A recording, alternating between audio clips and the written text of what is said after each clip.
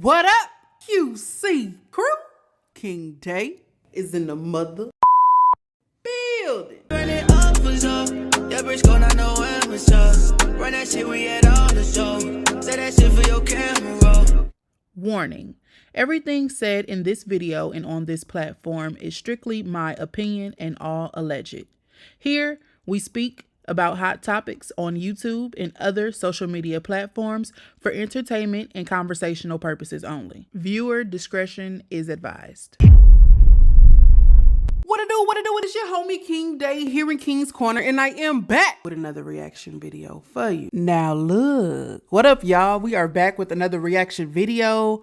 Someone actually DM'd me this story time on Instagram, just as well as my last reaction. And they said, look, King, you got to check this one out. So I clicked on it and, I want to see what it was about, get a little understanding of what we're about to listen to. And basically it sounds like this woman's fiance was cheating on her, and they found out right before they were on their way to some birthday celebration, something like that. So I said, cool, we got a little bit of LGBT. All right, so we're gonna go ahead and jump right into it. So look, I ain't gonna hold you no longer. I never do. If you mess with me like I mess with you, you know what to do. Hit that subscribe button, like, comment, share.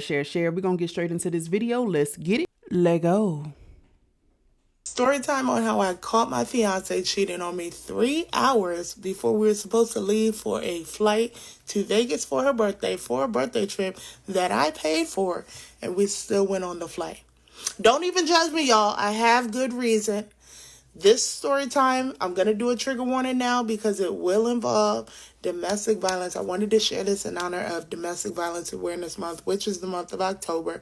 And since I've had a sudden influx of followers, I noticed there's a lot of young lesbianas following me now, a lot of women, a lot of men, theys and thems. And so I know that it's kind of taboo to talk about domestic violence happening in general, but also happening to mass presenting women. I promise it does happen.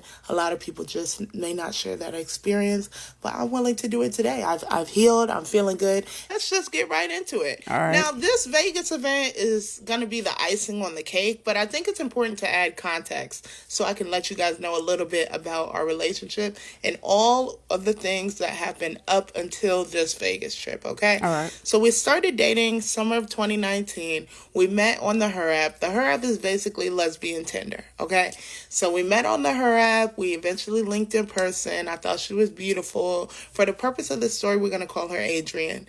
She was a Sagittarius. So if you know anything about Sagittarius, they're basically the life of the party, okay? Anytime we went out, we would have a good time. We would mix and mingle in the city.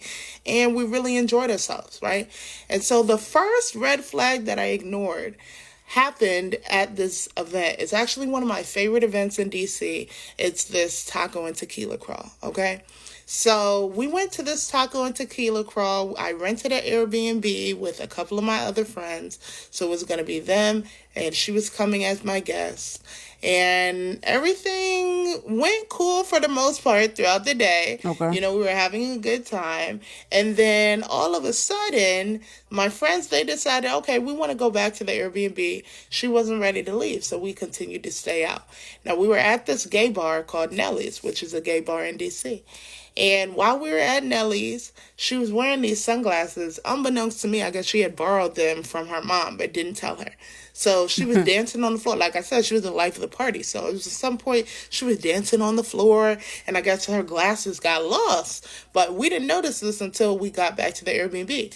So once she realized that her glasses were gone, when I tell you she flipped out, it was a flip out of the sense. I'd never seen a flip out like this before. She got upset. She stormed out the Airbnb that we rented. Mind you, it's in Northwest DC, but it's still DC nonetheless. She's walking outside bare feet, on the concrete, on the city. You would never catch me on these DC streets with no shoes on. Okay, it's glass, it's needles, it's rats, it's everything outside.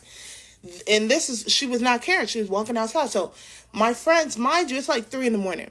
My friends, they're already asleep. They're in the Airbnb. I'm trying to get her back into the Airbnb, and she's like refusing. And I'm confused. I'm not understanding. I'm just thinking she's a little drunk because it was a taco and tequila crawl, so we had a lot of drinks throughout the day. I'm just thinking, okay, she's being a little combative, but she's a little drunk. Now, mind you, this happened in 2019. Okay. I'm 30 years old now. In 2019, I was 24. So how I would handle the situation now is very different than how I handled it then.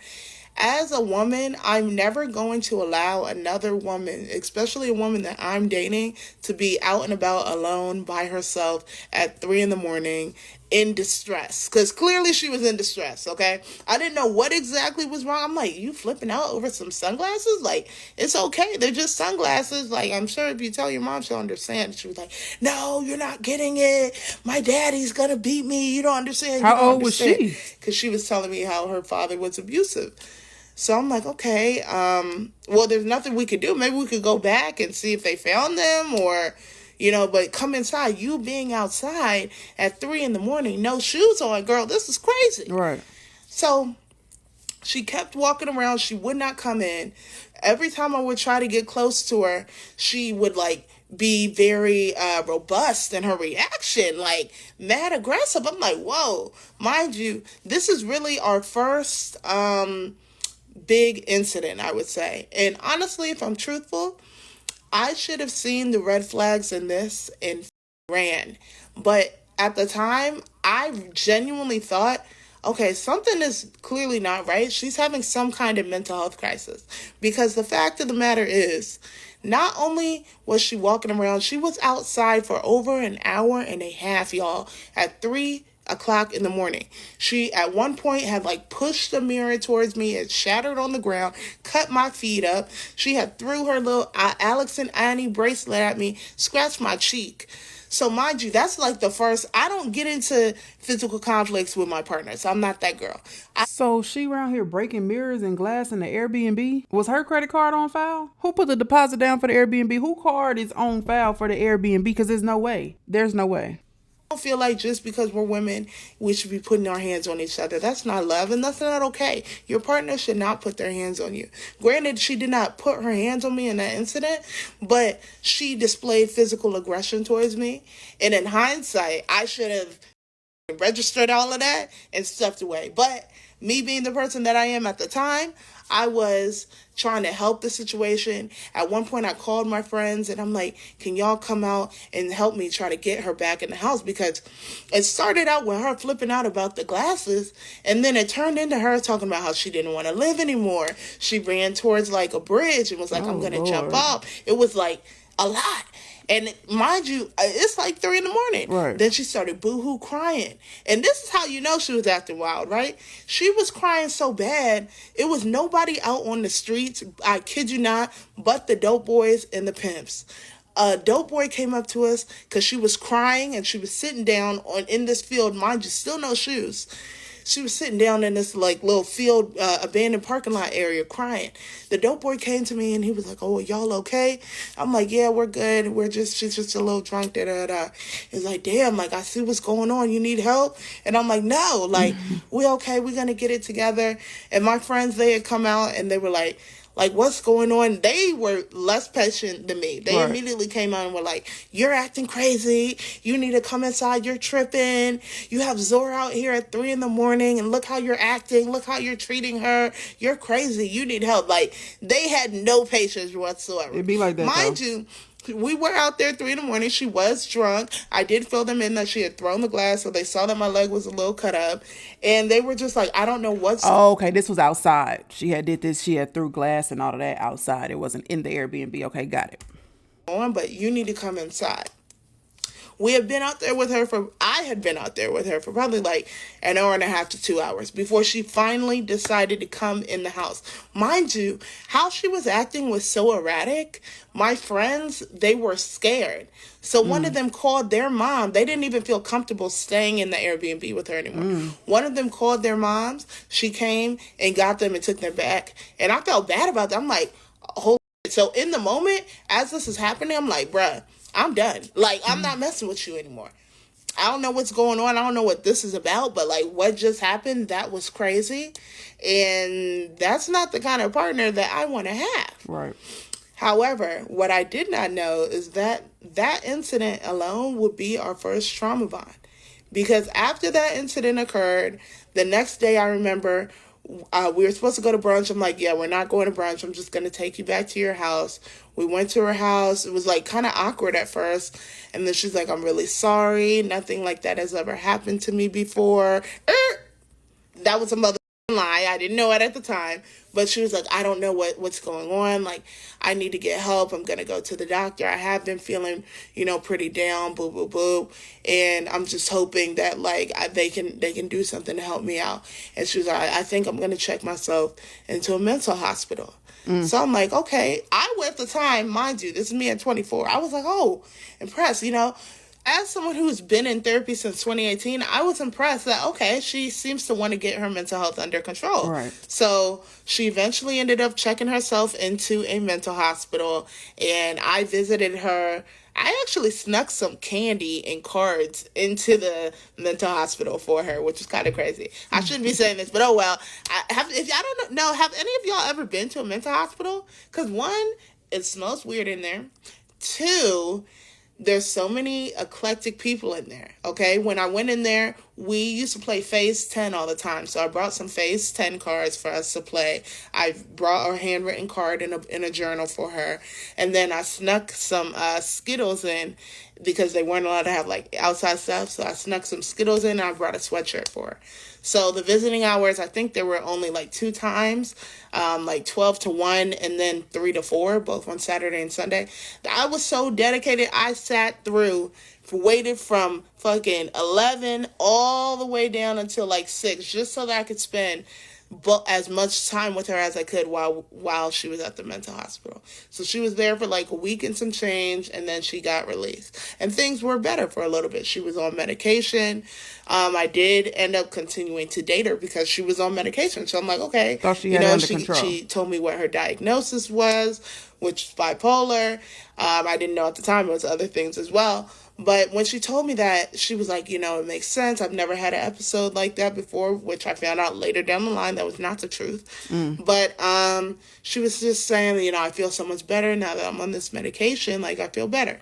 So, boom, that's incident number 1. And that was the first red flag incident that I should have took heed to and decided to separate from this person. However, we continued to date, and eventually, let's be honest, we moved fast. While we were dating, at the time, we were still both living with our parents, but we both really wanted to move out.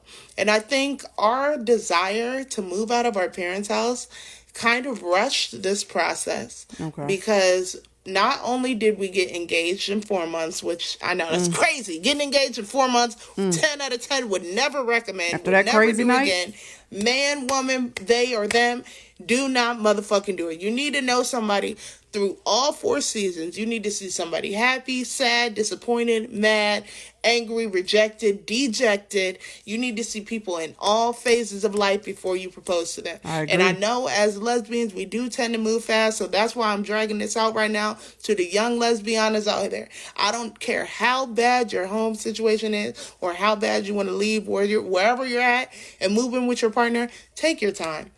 Because if you don't, you could end up regretting it how I did. For sure. We got engaged in 4 months. When we moved into the place, everything seemed cool for the first week. It wasn't until the second week, that was the first time she ever put her hands on me. The second week that we were in the apartment. I don't even remember what it was over. It was something so minimal. But I know for a fact she blew it out of proportion.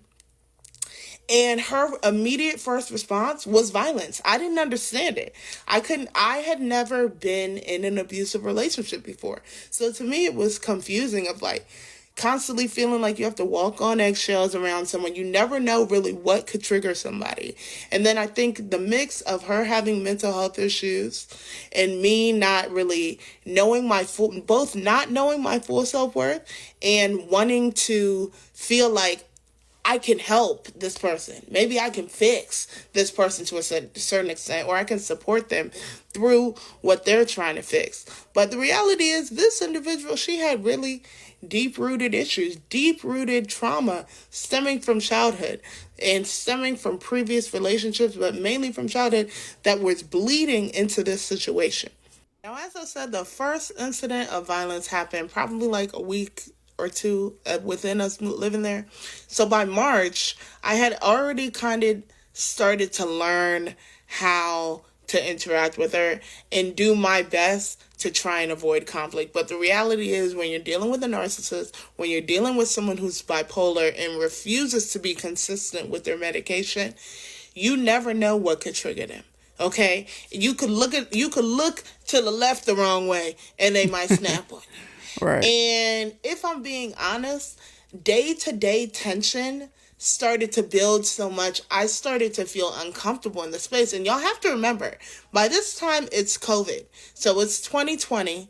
She was not working. She wasn't working prior to this either. She had gotten injured while working prior to us meeting and was like getting disability from that or whatever. So she wasn't working. Okay. But then at a certain point that stopped. So by the time we lived together and we moved in together, she wasn't working. I was still working through COVID, the entirety of COVID. Okay.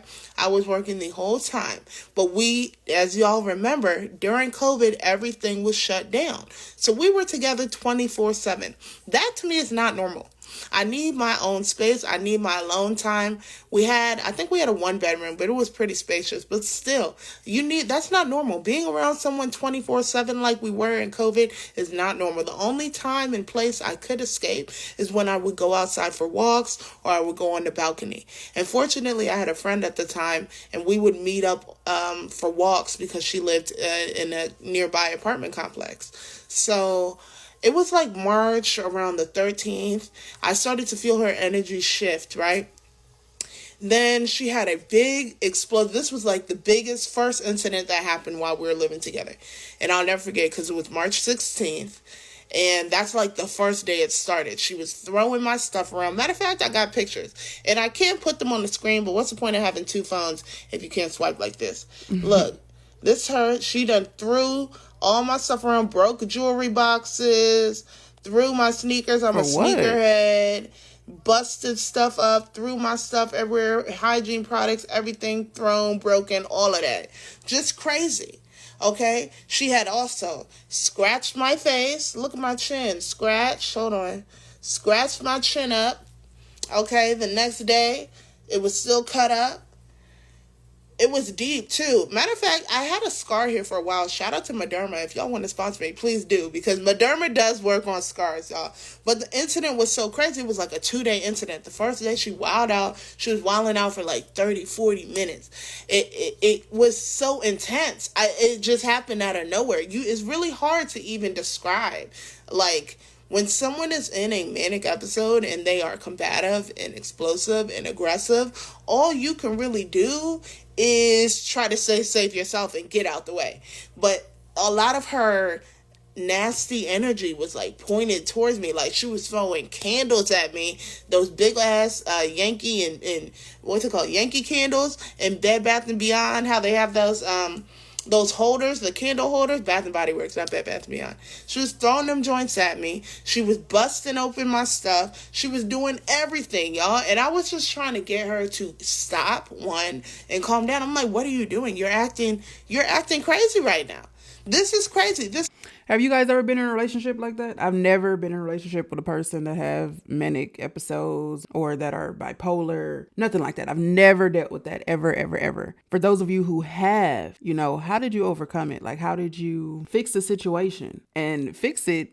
If you left, how did you leave, right? If you stayed and tried to get them help, what did you do to get them to agree on the help? What did you do to get them to kind of come to their senses in the midst of an episode? Y'all let us know down in the comment section. You never know who we helping here. Y'all let us know down in the comments. Straight. And I'm like, I don't want to call the police because whoever wants to call the police on their partner. But it got to a point where I'm just like, yo, can you just stop? Eventually she got tired and she just like stopped.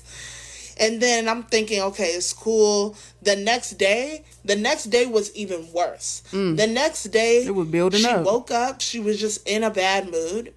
In hindsight, she was still in this manic episode. But she was acting so aggressive. She attacked me, y'all. Look at this. This is the door split for the bathroom because I went and I tried to hide myself in the bathroom. She busted the lock in the door. And mind you, I'm a big girl. I'm like 5'8", 5'9". She was probably like 5'3". Okay? And y'all may be saying, I'm not letting nobody beat my ass and whoop me upside my head. But the thing is, I'm not a very combative person, okay? I'm confrontational in the fact that, or at least now I am. But back then, I was not confrontational to the point where I wouldn't want to have head-on conflict like this, especially not with a high-intensity person like that. I don't do well with yelling in general. I kind of just shut down and recluse. But when somebody's like in your face, it's only so much you can take. And it's like, I'm much larger than her. At the time, I was much more active. I was in the gym, like, prior to COVID, damn near every day. And I'm like, I don't have the strength of a regular woman. If I hit you, it's going to be a situation. And if I hit you, you're going to come back even crazier. And she, at this time also, she pulled a knife on me this day. Man, now that I'm recalling, she pulled a knife on me. She threatened to stab me. She did poke me, but she didn't stab me. She threatened to stab me up, though. And she was wilding out. And I had called her sister-in-law, and I was like, something's going on. I don't know. She's acting crazy. Eventually, what happened was, after that whole incident where she busted up my stuff, she pulled a knife on me, she was breaking things in the apartment. The next day, I was like, you know what? I don't think we can be together because you are not really handling your mental health. And if you're not going to be on medication, this is when I gave her like an ultimatum. If you're not going to be consistent on your medication, we cannot be together. Yeah, you gotta let that go. Because I take my mental health very seriously, but I was also starting to realize, okay, you're not taking this medication. When you take the medication, things are good. But what happens with people who have bipolar disorder is they take the medication, they start feeling better, and then they start feeling like, I don't need the medication anymore because I feel better. Not even accepting and realizing the reason you feel better is because of the medication. Consistently. So please keep taking it. Yeah. But I remember after this event, this big blow up where everything happened, she left the house, which is what she would always do. And this is why I say this is a multi-layered experience. And until you've experienced domestic violence, you really may not understand how it's so difficult for people to leave. Okay? On average, it takes women or victims of domestic violence 7 times of trying to leave the person they're being abused by before they actually leave for good. It took me 6. It took me 6 times, y'all. And in between those times, I got an EPO. We separated for months. We broke up. I called off the engagement. It took 6 times for me to finally leave. So I'm just saying, sprinkling that little tidbit in there to let people know, if you have a friend or a family member and they're experiencing domestic violence, be patient with them. Ask them how you can support them, because it's a difficult thing to escape and leave and get to the other side of. So in this instance, after that big blow up, the next day I remember her coming back and we watched this movie. Before we move on, just about that, I'm just curious, right? I understand it's not easy. It's not going to be easy for someone to leave their abuser. I see it time and time again on the internet, okay? Not in so much in my real life, but I see it on the internet where someone is like on here telling their business, giving their story times, and the person they're in a relationship with, they just do the most, right? They just acting a fool. And we, the viewers, are like, girl or guy, leave, right? Just leave. Or you got away the first time. Why did you go back? And then you got away the second time. And then why did you go back? Like, you're getting away. Now, I do feel like there is a difference when you're in this abusive relationship and it's hard for you to get away. There's kids involved and you're not necessarily worried about like a custody battle or anything, but you're trying to figure out, how can I safely get me and the kids away from this lunatic, right? So it takes a little bit of time. You got to figure it out. You got to plan it out. You know, going to go get a restraining order. Yes, it's good to have things on record, have the file there, all of that. But that piece of paper, honestly, it doesn't physically protect you. Okay. And yes, you can go get protection. You know what I'm saying? But you have those situations where other people or other things are hindering the process. You know, it's slowing everything down. It's not quick. It's not easy for you to just up and leave. It's not a quick process. And you also hear those stories of people who actually get away. Their abuser leaves them alone. Like, they break up, they leave, they move out the house, house. They go stay with their, family members for a while. And the abuser is not like coming after their family. They're not even fooling with them no more. They ain't saying nothing to them. They not trying to reel them back in, but they go back. And so my question is, and this is for people who have experienced these abusive relationships and people who have experienced supporting someone in an abusive relationship. How? I know you said ask, what can I do to support you? But it's like when you're giving that person the resources that you have, you're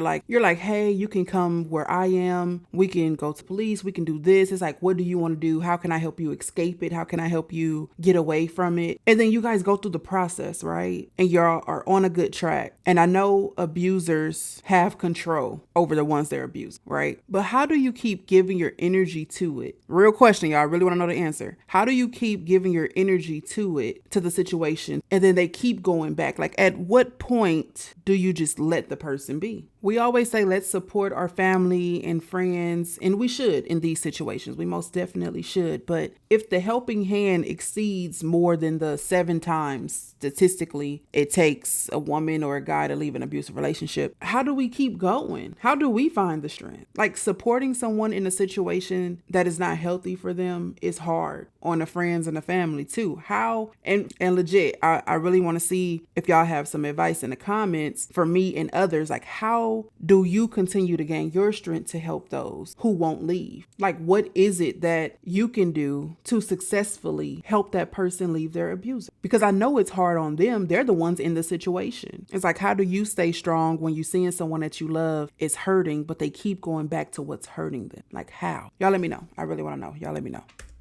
God's Not Dead, which was kind of crazy. Like, why that of all things? But we watched God's Not Dead, which we had an emotional moment, and she was like, I promise I'm going to stay on my medication.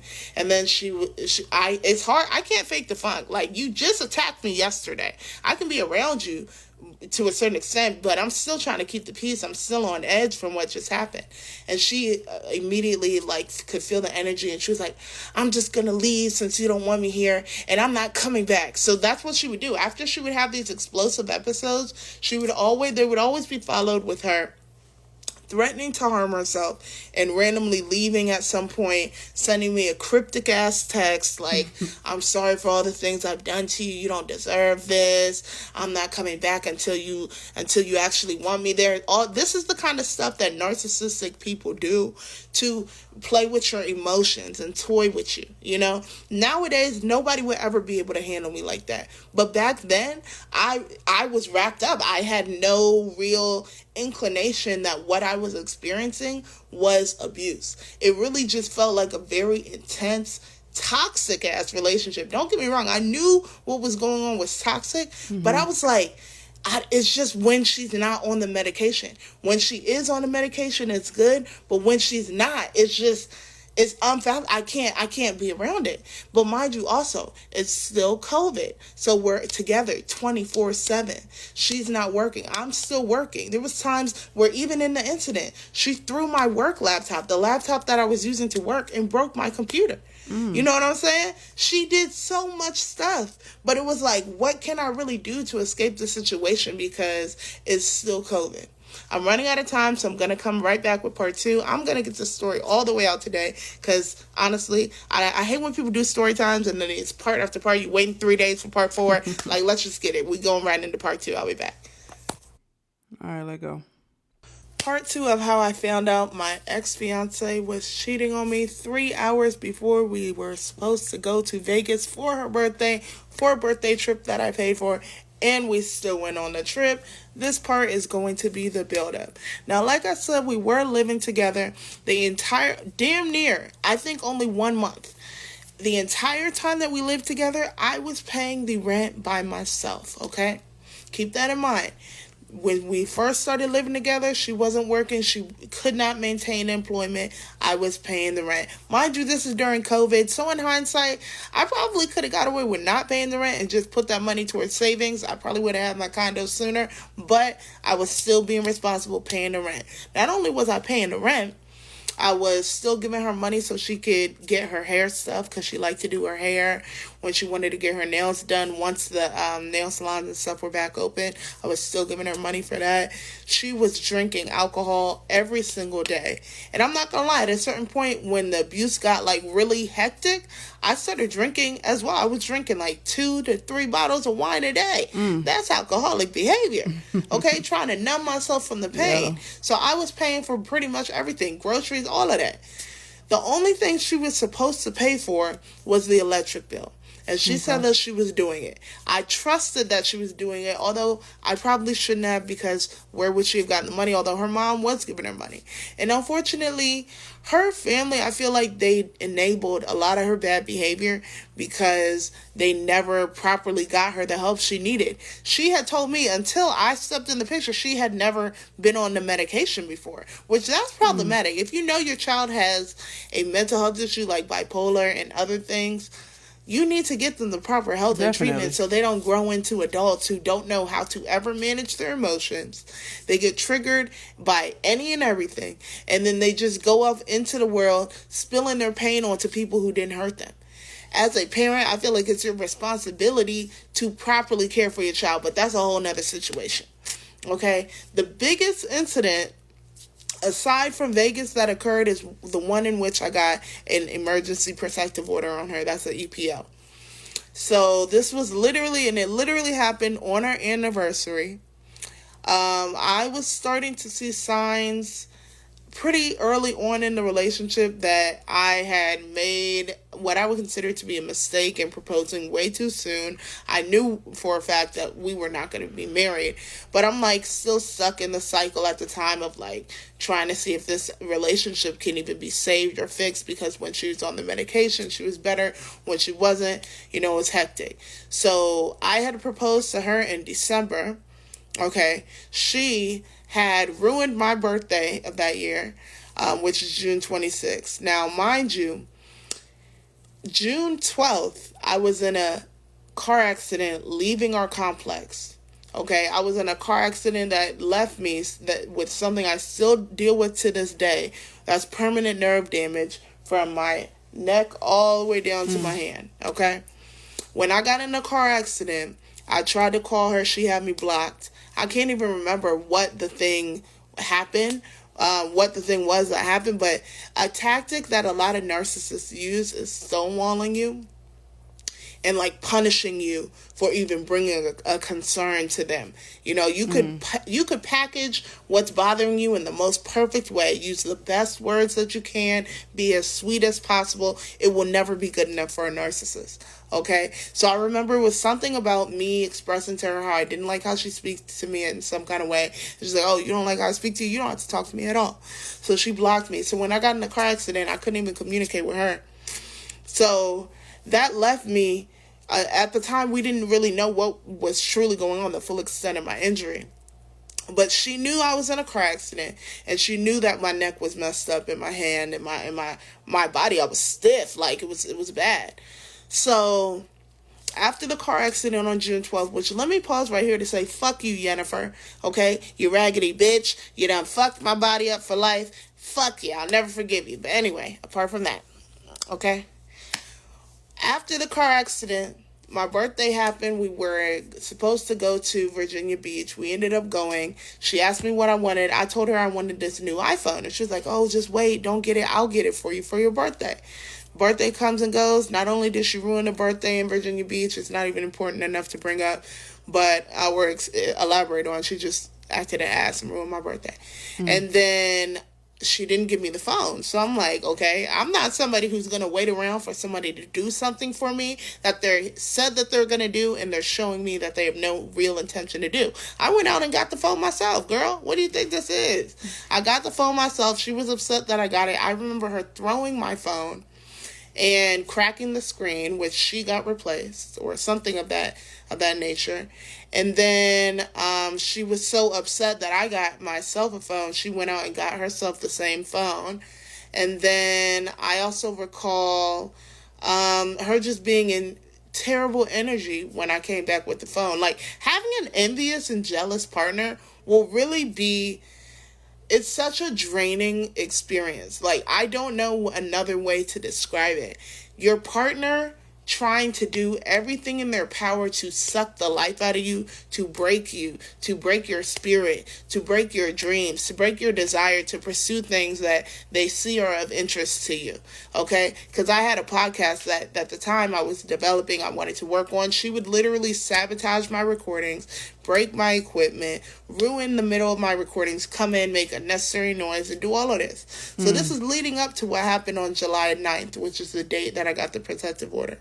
She finally had gotten a job. Even though she had a job, she still was not contributing to rent because she had a whole bunch of bills and stuff she needed to pay. She had gotten like crazy speeding tickets. Not even speeding. She went, actually, I forgot about this. She went to jail briefly for a time period. Like, when I say briefly, I mean under a day.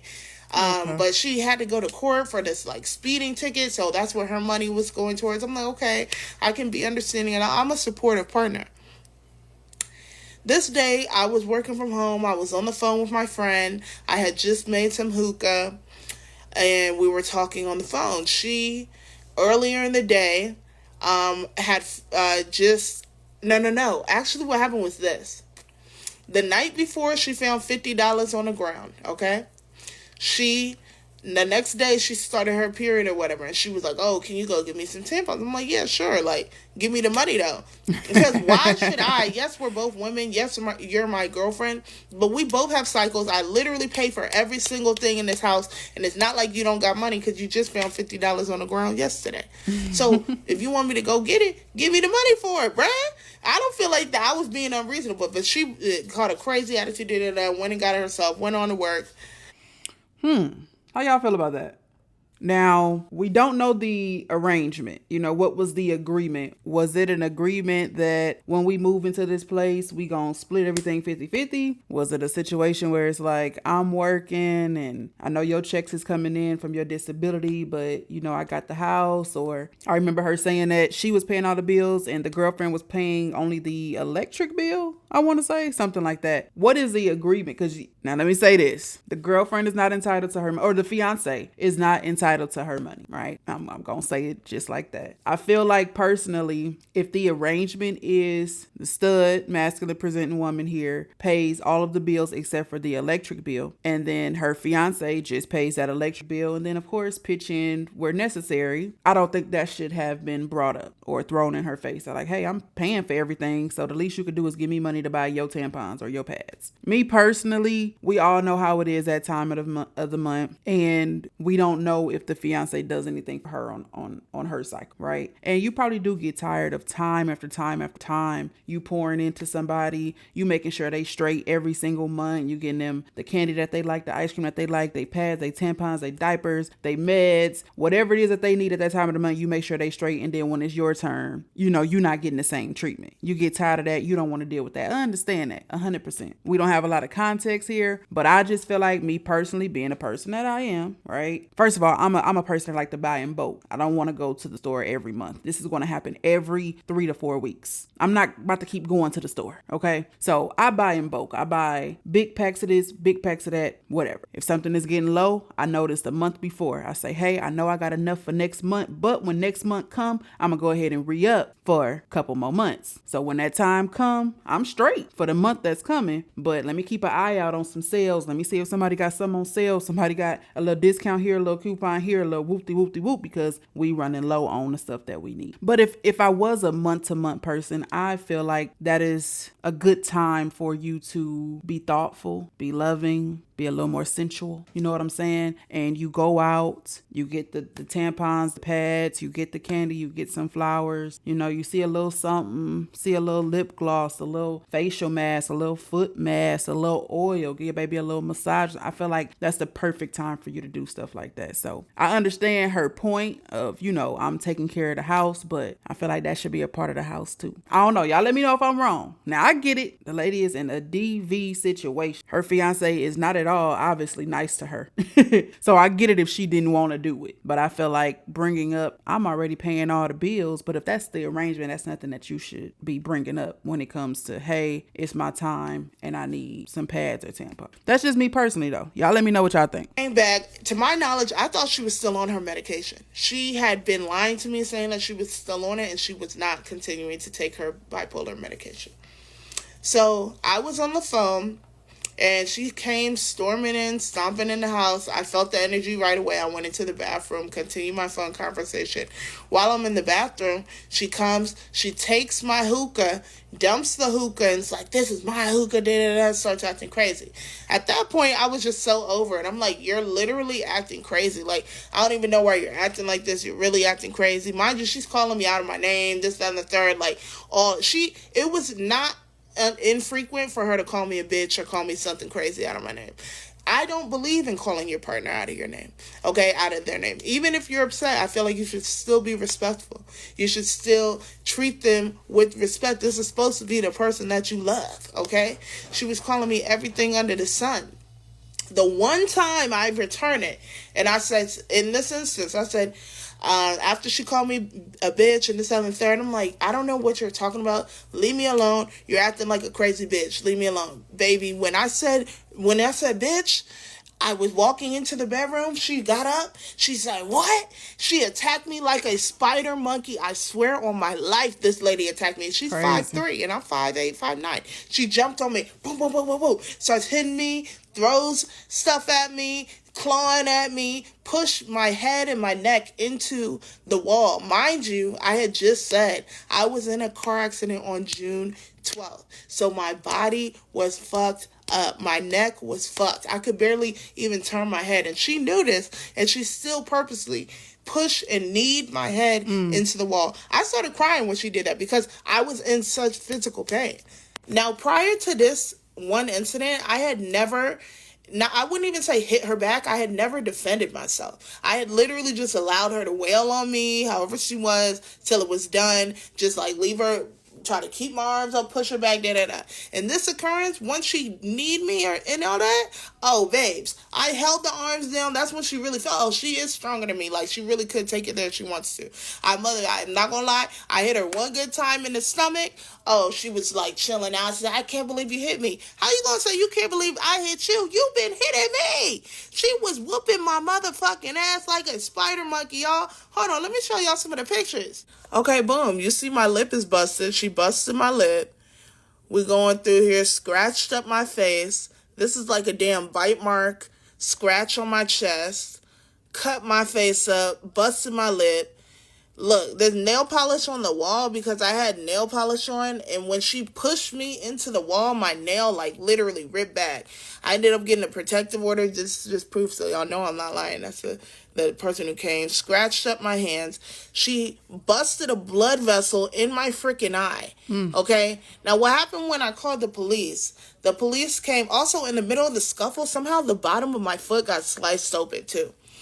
So when the police came... And here's a protective order, but y'all don't need to see that because it has her name. When the police came, right, mind you, this is COVID too, so the police were handling calls a little differently as well. They asked me if I wanted to press charges. I feel like if this was a situation with a woman and a man, they would have immediately pressed charges. Seeing the injuries that I had on myself, she had also literally thrown everything of mine off of the dresser, so that was all on the ground. She had thrown my stuff all around the house. But once she found out that I had called the police, this crazy bitch fucking called the police too. Was like, oh, she put her hands on me, da-da-da. So now they have two different stories. But the reality is you put your hands on me.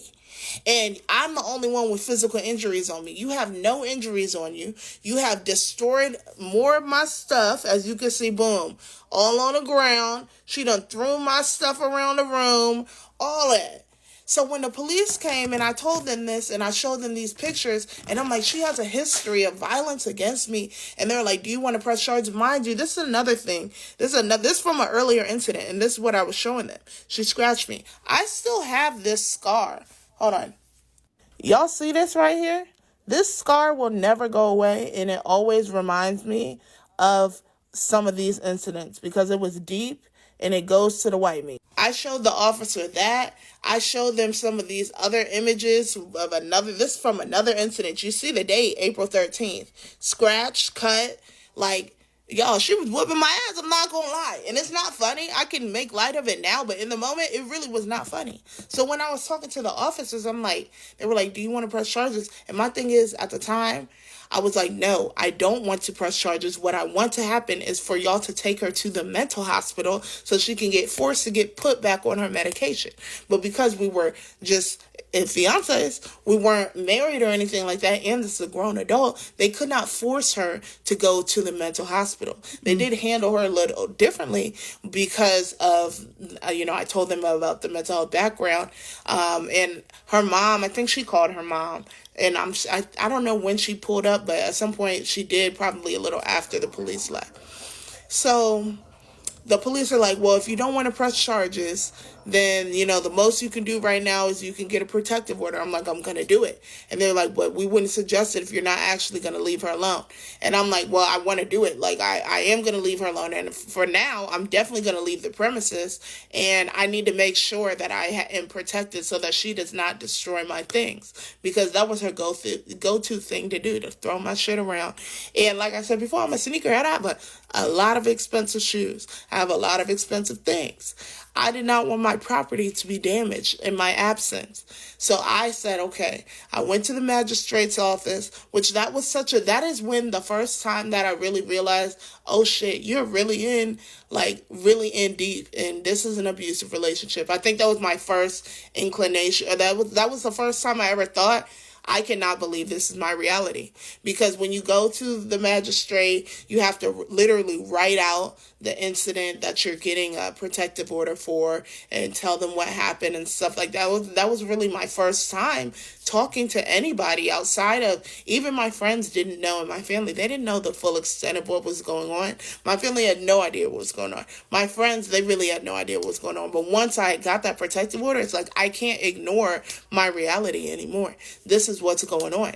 I'm in this situation with this person who's putting their hands on me at the point of now you can physically see, like, I'll never forget my mom. One time I had this scratch on my neck, which I still have the scar from. It's right here. I still have the scar on my neck. But one time we went to a barbecue at my mom's house, and she had seen this scratch on my neck, and look, deep to the white meat. And this is from May 29th. And she asked me, like, what happened? And I was just like, I don't know. I just got scratched or whatever. Mind you, I texted the person about this, and what did she say to me? Here's a text. I sent her the scratch, and what she said in this text is, I saw it. I said, don't walk up on me. I'm sorry, but I get mad defensive. It's not an excuse, but it just is what it is. Mind you, you scratched me to the white meat. And by her definition of walk up on her, in that scenario, I literally just turned around and was like, what are you talking about? That's me walking up on her. But anyway, that's neither here nor there. After I got the protective order, I left and I went to my parents' house, and she was contacting me like she wanted to leave this place, meaning the earth, and she was going to harm herself, and, I'm like, bro, not talking to her, because I'm at my parents' house at this point. This is their first time seeing me, and they're kind of like taking in what's going on, and they're like, well, what are you gonna do? And I'm like, I don't know. Like, what do you mean, what am I gonna do? I'm not going back there tonight. So I don't remember how long I was gone, but I did stay with my parents, I think at least for like a month before I ended up going back to the apartment, because she wanted me to come back, and she was like, can we at least try to work on things? I'll go to therapy. That's when she agreed to go to therapy. Mind you, I was already in therapy. She agreed to go to couples therapy. I said, okay. We'll see if that actually happens. But after the protective order, that's when I was like, you know what? I think we should call off the engagement and focus on just coexisting and maybe liking each other first. And then I remember there was an incident where she called me a bitch again, and I was like, yeah, this is no. And shortly thereafter, another incident happened, and I went and I stayed at my parents for like another 3 weeks. And they were like, okay, like, you need to figure out what you're going to do. If you're going to leave this person alone, you need to like make accommodations for that. But if you're not, then boom. So naturally, I think. Y'all see what I'm saying? Like, I let you come here, I let you get away. It doesn't seem like that person is interfering in that arrangement at all, but it's like you're still dealing with that person. So how do we, as your support system, continue to support you when you keep going back to a situation that it seems like you can pretty much let go? I know your mind is there, and it's going to probably take a while for you to get over that person. It might take just the slightest thing for that person to reel you back in, but you made it out, and you made it out safe. You're in counseling. You have somewhere to stay until you get back on your feet, yet you're still dealing with, it's just like, how? I don't come here and react to judge necessarily anyone's situation. When I ask these questions, I'm literally seeking the answer. There's been a couple of times where some of y'all came in the comment section and y'all made some stuff make sense to me, but I'm just trying to figure out, I haven't been there. But when you're in that situation and the person, you're away from that person, you're somewhere, you're safe, you got things on file, on record, restraining orders, whatever. And on top of all that, you are in counseling too. Like you have therapy sessions with a therapist. So it's like you can get on that right track.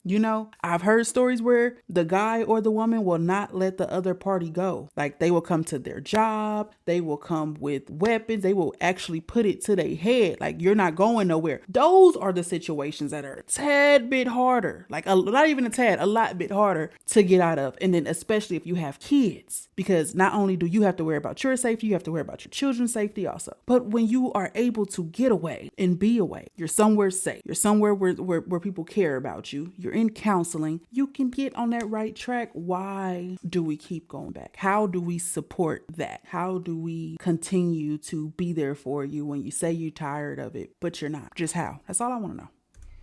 In life, just when you're about to make a liberating ass decision, something drastic happens. She got into a car accident on Halloween. I was her emergency contact, although I'm sure she could have called her mom or whatever. So I ended up going to the hospital. She did actually get into a hospital. See how I showed up when she was in an accident, but she didn't show up for me? She ended up going to the hospital. We were there. I helped take care of her after the fact, and that's what kind of brought me back into the apartment. Mind you, at this point it's like October, and so she had asked me prior to then, at the end of September, I think, now that I'm here, because I was gone from the apartment for like a month and a half, and prior to me coming back, she was like, now that I'm here, can you help me with like the rent? Since I'm still here, I guess I'll pay, but can you help me with at least half? I'm like, okay, whatever. I'm not even really going to argue with you because my name's still on the lease too. So yes, I do have to contribute to the rent. And then she was like, well, what about the electricity bill? And when she said, what about the electricity bill? That's when I was confused and perplexed, because what do you mean, what about the electricity bill? You were supposed to be paying the electricity bill this entire time. Come to find out, she wasn't paying the electricity bill at all. She didn't pay the electricity bill the entire time that we was in the apartment. And that brings me to part 3, where I find out that she stole money from me, y'all. Story time on how I caught my fiance cheating on me 3 hours before we were supposed to leave for a flight to Vegas for her birthday, for a birthday trip that I paid for, and we still went on the trip. Now, where I left off on part 2 is that I was about to find out that she was stealing money from me. Now, how I found this out is because she texted me when I was living with my parents momentarily, and she asked me, she was like, hey, can you send me $400? I need to get the electricity bill down because I can't balance paying this bill on top of me paying the rent. Mind you, this was her one time paying the rent. Every other month, I had paid the entirety of the rent by myself. She had not paid any money towards the rent because, remember, like I said, she was not working, and she also had attorney bills that she had to pay because she was irresponsible and a negligent driver. Okay, so when she asked me for the $400, I didn't even feel like arguing with her, even though I was confused. We did get into a little, I'm like, what are you talking about? You haven't been paying the bill? But I didn't feel like going really back and forth with her, because mind you, I'm still irritated that we're even in this situation. So I gave her the $400. It was supposed to be getting paid down to zero. I was going to give $400. She was supposed to pay the remaining, which is like $409. Okay, so then at this point, I'm living back at the apartment. And I can't even remember the month, but I think it's like November, right before Thanksgiving. She texts me and she says, we seriously need to get this electricity bill down. Like, it's not a one-time bill, and I'm tired of being broke because I'm the only one paying on it on top of everything else. So, like, I need you to help me out. Pause. If you were paying on it, the bill wouldn't be as high as it is. If you were paying on it, I wouldn't have had to give you $400 for a bill that you were supposed to have been paying. Y'all know, when you live in certain apartments, the electricity bill is not going to be high, because the one that we were in, it was one where like most of the utilities were covered by the by the apartment. So the utility for the electricity was maybe like $130 a month. That if it's up to $900, that lets me know you have not been paying it at all this entire time. Mind you, she was telling me she was paying it, and I was trusting her because that was the only bill that was only in her name. Okay, she was not paying the bill. So I said, okay, what's the bill at? We can sit down on Sunday and go over the budget. She said to me, why do we need to sit down for it? Like, the bill just needs to be at a balance of zero. Like, I'm not trying to be an asshole, but it's self-explanatory. So, like, check. Hold on. It's hard to read when somebody can't type. So, like, each check we need to put down a minimum of $200 because the bill is at $900. That's ridiculous, and I'm barely home, so I need help. Like, I literally will be broke after putting something down on that today and putting rent to the side and paying my mom back. That's literally my entire check. I can't even do Black Friday shopping for myself, girl. Black Friday should be your last thought and priority. I said, how is the bill at $900 when you just paid the bill down to zero in October? After I gave you $400, you said you were paying $409 to bring it to zero, and it's only been 1 month. I said it's not self-explanatory, which is why it's something to sit down and go over. She said, I never said I paid it to zero. I said you need to help me get it to zero because I shouldn't have to pay for it myself. Secondly, how do you know how late electricity has been? Since COVID started, and that was in March. Just because they don't shut the lights off doesn't mean there's no late fees on top of the bill. So it is pretty self-explanatory. I'm not only using my day off to have a sit down. I've been saying that I shouldn't be the only one paying for months, especially because I don't work from home. I'm not there. And I've been fed up with it, honestly. I'm just not going to be quiet about it no more. Like I said, we should both put out $200 each time we get paid so that this can be resolved as quickly as possible because it's an equally shared responsibility.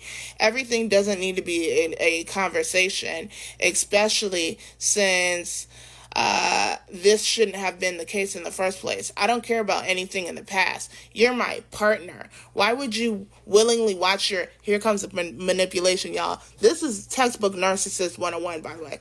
Why would you willingly watch your partner struggle and not help or ask if they need it? That's what makes me upset. Like, again, all my money goes to that apartment. I shouldn't even have to ask for help, and that's the principle of it all. So, like, literally all I need from you is, quote-unquote, okay, I'll help you out. Because anything outside of that, I'll blatantly ignore, just like I've been for months and months and months. My response: nobody said they wouldn't help you out. I'm not willing to watch you struggle. It's honestly incredibly insulting that you continue to act like, one, I don't spend money on the apartment and our household as well, and two, I don't help out my quote-unquote partner because I do. Everything does not need to be a conversation, but we need to have a clear determination of things financially, and we do not. Excuse me. And now I'm feeling like you just straight up lied to me because you told me that you were going to pay the bill down to zero, and I have the text, and now you're saying that you did not. You haven't been the only one paying on it, the bill, because it's gone unpaid since March, hence the catch-up, and I've given you money for the bill outside of the $400.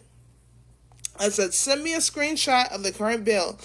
or something so that I can access it to see the exact amount that needs to be paid. We will both pay on the bill. That's even me being generous there, because y'all, I shouldn't have paid at all, because she should have been paying on the bill. And remind you, I just gave her $400 towards the motherfucking bill. So this is where her mom decides to unnecessarily insert herself in my household and my business, and respectfully, I had to let the mother know, your daughter has not been paying the bill. I don't know what your daughter told you, but she has not been paying the bill at all. She has not been contributing to any of our expenses. She has not paid any rent. She has not paid anything for anything going on and what goes on in my household. So you cannot offer an unsolicited opinion.